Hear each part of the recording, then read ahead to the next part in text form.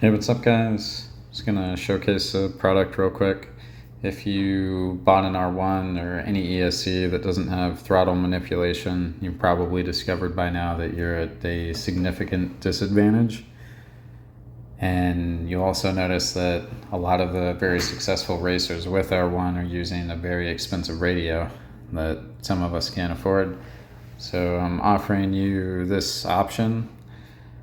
It's called the Perfect Pass, and it's a little chip, as you can see, and it goes inline between your receiver. So you'd plug this end into your receiver and then your ESC into this. And what it does is it's got this dial that will basically allow you to choose how fast your throttle application makes it to your ESC.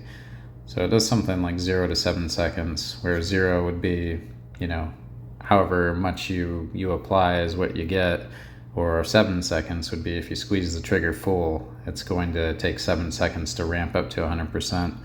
So originally it was for speed runners, because you want to keep amps down, to try to get max RPMs, less voltage sag, yada yada. We all know that stuff. How I use it with the R1 is, and I think it's $55. I don't know if I mentioned that, but in any case, I'll set it to around 1 second. So it's kind of a set and forget situation. This thing's they say it's fragile. So I'd say probably set it and forget it. But anyway, set it to 1 second, and then I'll kind of show you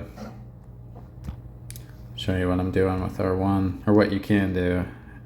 I used to, I haven't actually ran this ESC in a while, but I know a lot. It's become really popular again, so I'm just gonna give some people some ideas. So this ESC is, I think, still king of the hill, always has been, because of how much you can really do with it.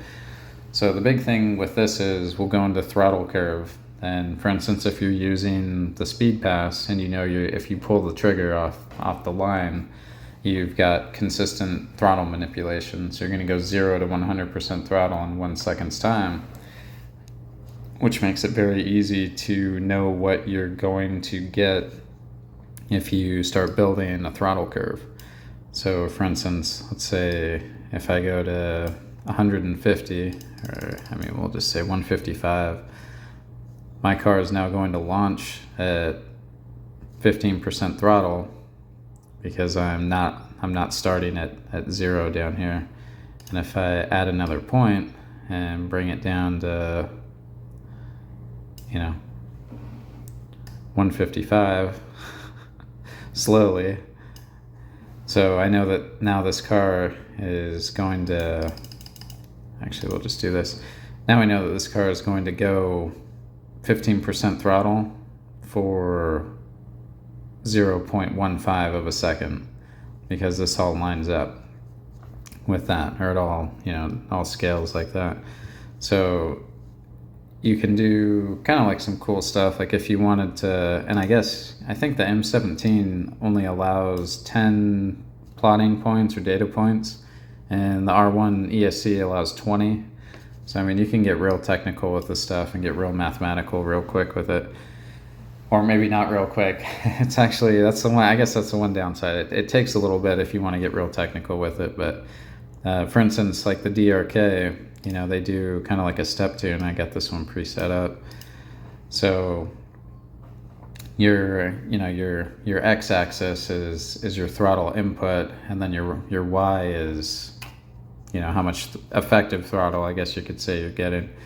So if we just walk through this is a step tune. So we're starting at 20% off the line, and we're gonna go 20% for 20%, which is 0.2 of a second. And then obviously it just scales up. So then we jump to 40%, and we're gonna go through 40% of the throttle input, so that's another 0.2 seconds, and it's kind of like a linear step tune, I guess you could say.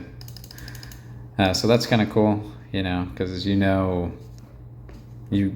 exactly what you're getting with that. So if you're new to the R1 and everything, I guess the first thing I would say is definitely don't start at 0. You wanna launch a little harder than that. Say something like 30%, and then you can kind of plot it however you want after that. A lot of the times I'll do, maybe you can do, who knows, maybe like 20, 0.2 of a second.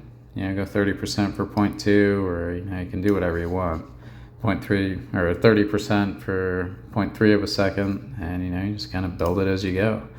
If you want to step right up, just like a DRK, you can step right up, or you can kind of build it slowly, and you've got all the points in the world to fool with as you go, and you can make some really interesting curves, and I'm sure you can get really mathematical with it. And some people are sharing their throttle curve pictures and everything now, which is kind of cool. A lot of hidden stuff that nobody has really shared is kind of coming to light now. Everybody's getting a lot faster. Another cool thing, if you wanted to just keep it kind of linear, you can also, let's say we launch at 30% and it held and everything, but we wanted to reach 100% throttle quicker than 1 second. We can just simply add a dot and throw it right up here. So if we wanted to reach 100% in 0.7 of a second, obviously we can just make it reach 100% on our effective throttle at 0.7 of a second, and then you're launching at 30 and you're getting to 100% in 0.7 of a second. It's pretty aggressive. You can also do some, you can mess around with this one. If you wanted to test a launch or something, you can just bring it down and fool with that. 30 all the way through the entire squeeze. So if you hold 30 and you look at your graphs afterwards, you look at your logs and see that your RPM did not spike and then drop back down, then you're pretty certain that your slipper didn't slip or your tires didn't slip, and maybe you can crank it up another however many percent you want, 410, and try it again, see what you got. One other thing, if you want to get into some kind of like weird stuff that you could do, like let's say for instance you were just testing your launch and you wanted to save fractions of a second. If you wanted to get really technical, I don't know who would do that. I mean, this is basically crazy stuff that I would do. So I mean, you can even have it drop off. Let's say you just wanted to test 40% and just see for 0.4 of or 0.5 of a second or whatever, then you can just have the car drop off. You don't have to go an entire second through. You can hold it until the car stops and then flip it around and come back if you wanted to. What else can you do with this thing? Pretty much just, I mean, the possibilities are endless, really, of what you can do. I think some people are doing like S curves and things like that. If you wanted to, I mean, if you were running something hotter, like I think they were doing, up to 80% throttle input or something with the higher or the lower turn motors, you can completely fool with that if you want. If you want to stop at 80%, you can stop at 80% and see what you can do with it. So I think it's super interesting.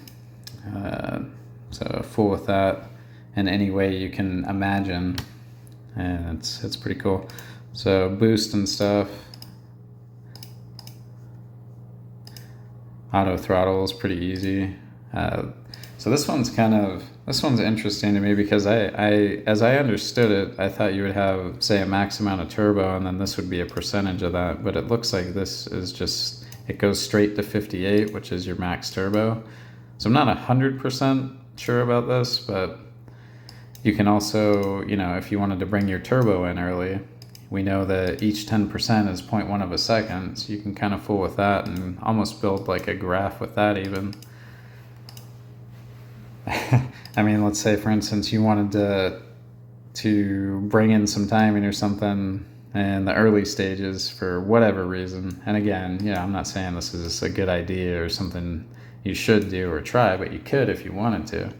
If you wanted to, through 30% through 40%, just throw some timing and let the voltage sag reset as much as you could, through here, and then just bring it in hard at the end or something. You could do that. You kind of got like your own little boost curve and everything like that.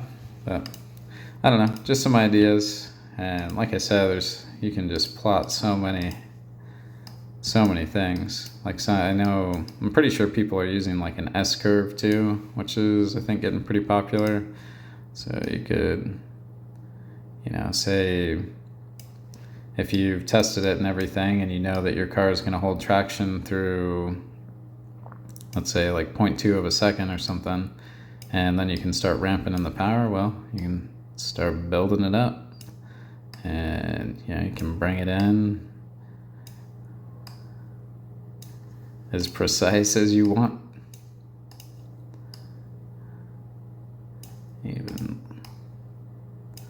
Then you can round it out, and start doing whatever you want. If you want to hit 100 at that point, you can. But with all the points, you can really get into it. And I'm sure if you start getting into the math, you could probably make some pretty technical math-based tunes with this stuff. And with 20 points to play with, it's more than your M17's got. Which of course you could always do this with an M17 too, but I think the big thing I wanted to at least get out is if you don't have the expensive radios, there's a cheaper method to do it, and just kind of some ideas to how you could use this to try to be competitive with other people who are doing that. So anyway, I hope this helps somebody out. Of course, this would work with any Throttle Curve ESC, or at least the Perfect Pass would work with. I don't know if the Hobby Wing XR10 Pro has a Throttle Curve, but it would at least get you consistent throttle input, which is super important. But anyway, thanks for watching.